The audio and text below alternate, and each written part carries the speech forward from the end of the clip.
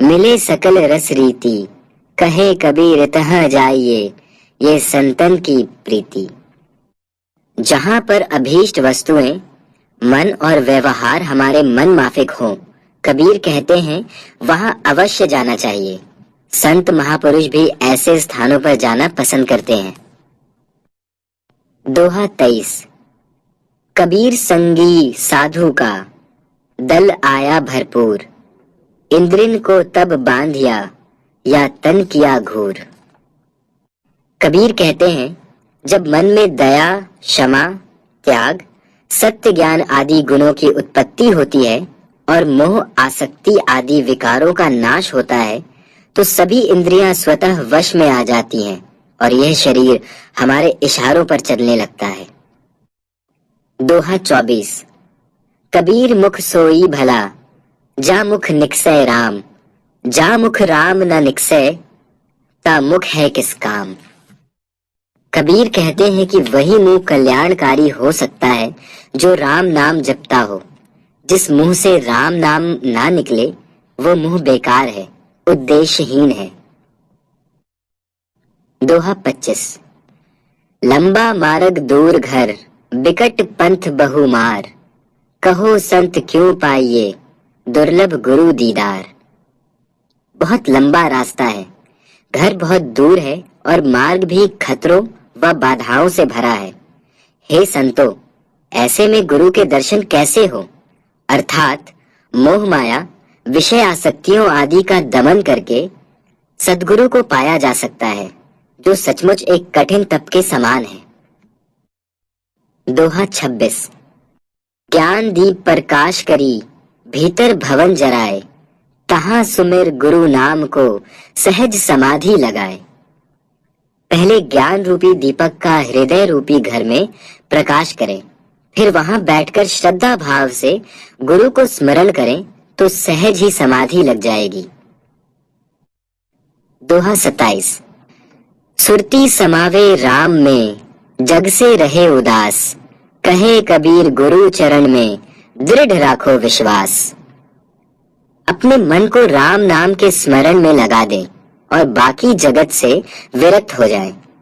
कबीर कहते हैं कि गुरु चरण में दृढ़ विश्वास रखने पर ही लक्ष्य को पाया जा सकता है। दोहा 28। कबीर गुरु की भक्ति का मन में बहुत हुलास, मन मनसा माजय नहीं, होन चाहत है दास। कबीर दास जी कहते हैं गुरु भक्ति की तेरे मन में बहुत ललक है, लेकिन मन में विषय वासन, राग द्वेष, ऊंच नीच आदि विकारों को निकाले बिना गुरु भक्ति नहीं मिल सकती। दास पद पाने के लिए हृदय को पवित्र करना पड़ता है। दोहा 29। प्रेम बिना जो भक्ति है, सो निज धम्म विचार, उदर भरण के कारण जन्म गवाए सार। प्रेम के बिना की गई भक्ति पाखंड के सिवा कुछ नहीं है। ये तो पेट भरने के लिए की गई स्वार्थपरक भक्ति है, जो जीवन को सारहीन करने के समान है। दोहा 30। जब लग भक्ति सकाम है, तब लग निष्फल सेव, कहे कबीर वह क्यों मिले, निहकामी निज देह। फल की आशा से की जाने वाली भक्ति से कल्याण नहीं हो सकता। कबीर कहते हैं कि हमारा अंतरात्मा तो निष्काम है, उसे सकाम भक्ति से कैसे प्रसन्न किया जा सकता है। अर्थात अंतर को जानने के लिए निष्काम भावना जरूरी है। दोहा 31। कामी क्रोधी लालची, इनते भक्ति ना होए, भक्ति करे कोई सूरमा, जाति बरन कुल खोए। विषयों के दास, क्रोधी, लोभी और लालची लोग कभी सच्ची भक्ति नहीं कर सकते हैं। जो लोग अपनी जाति, वर्ण और वंश से ऊपर उठकर भक्ति का संकल्प करते हैं, वही पुरुषार्थी सच्चे भक्ति के अधिकारी बनते हैं। दोहा 32। कबीर आप ठगाइए और न ठगिए कोय, आप ठगे सुख उपजय और ठगे दुख होए।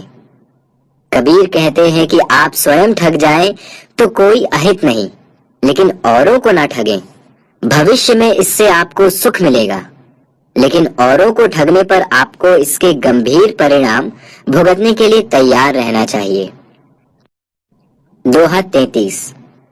खाए पकाए लुटाए ले, यह मनुवा मिजमान, लेना हो सो लई ले, यही गोए मैदान। यह मानव तन मेहमान के समान है, यहाँ स्वयं ही पकाएं, खाएं और लुटाएं, अर्थात जन सेवा करें। स्मरण रखें, ये जीवन 2 दिन का है। संसार के मैदान में शरीर रूपी गेंद पता नहीं कब कहां लुढ़क जाए, इसलिए इससे जो भी लाभ चाहें शीघ्र ले लें। दोहा 34। लेना होए सो जल्द ले, कहीं सुनी मत मान, कहीं सुनी जुग जुग चली, आवग मन बंधान। ज्ञान उपदेश शिक्षा, यहाँ पे जो भी लेना हो जल्दी ले लें। कहीं सुनी में समय बेकार ना गवाएं। ये कहीं सुनी टोका टाकी तो युगों युगों से चली आ रही है, जो केवल जीवन मृत्यु के चक्र में बांधती है। दोहा 35। कहे कबीर दे तू, जब लग तेरी देह, दे खे हो जाएगी, कौन कहेगा दे। कबीर कहते हैं, जब तक तन में प्राण है दान पुण्य करते रहो। जब ये शरीर पंच तत्व में मिल जाएगा तब ये मौका नहीं मिलेगा, अर्थात अपनी कमाई में से निश्चित दान पुण्य का हिस्सा अवश्य निकालें। दोहा 36। गुरु आज्ञा माने नाही, चले अटपटी चाल, लोक वेद दोनों गए, आए सिर पर काल। जो आदमी गुरु की अवज्ञा करता है और गलत मार्ग पर चलता है, वो दुनिया और धर्म दोनों से पतित हो जाता है, फिर उसे घोर कष्ट उठाने पड़ते हैं। दोहा 37। यह मन ताको दीजिए, साचा सेवक होए, सिर ऊपर आरा सहे, तऊ न दूजा होए। सच्चा ज्ञान केवल उसी को देना चाहिए जो सच्चा शिष्य या सेवक हो। जिसके सिर पर आरा चलने पर भी गुरु के प्रति गलत भाव जागृत ना हो, वही सच्ची शिक्षा का अधिकारी है। दोहा 38। शीलवंत सुर ज्ञान मत, अति उदार चित होए, लज्जावान अति निछलता, कोमल हृदय सोए। शीलवान और दैवी गुण वाले लोग अति उदार होते हैं। ये लोग विनम्र, निष्कपट और कोमल होते हैं, जो सच्चे शिष्य कहलाते हैं और अपने साथ साथ जगत का भी कल्याण करते हैं। दोहा 39। ज्ञानी अभिमानी नहीं, सब काहू सो हेत, सत्यवान परमार्थी, आदर भाव सहित।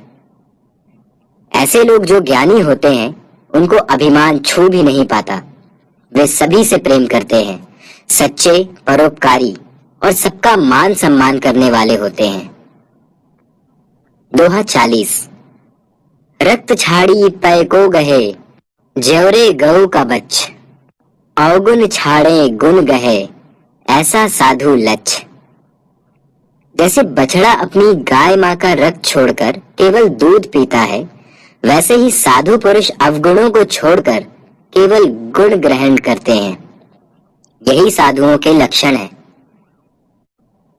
दोहा 41। कमल पत्र है साधु जन, बसे जगत के माही, बालक केरी धाय ज्यों, अपना जानत नाही। साधु जन संसार में रहकर भी मोह माया से अलग रहते हैं, जैसे कमल का पत्ता कीचड़ में रहकर भी उससे अलग रहता है। जैसे शिशु को पालने वाली धाय उसकी सेवा करती है, उस पर अपना प्यार लुटाती है, परंतु उसे अपना नहीं मानती। दोहा 42। बहता पानी निर्मला, बंधा गंदा होए, साधु जन रमता भला, दाग न लागे कोय। जिस प्रकार बहता पानी साफ व स्वच्छ होता है और ठहरा पानी गंदा, उसी प्रकार साधु को भी विचरण करते रहना चाहिए। इससे वह मोह माया के बंधनों से मुक्त रहता है।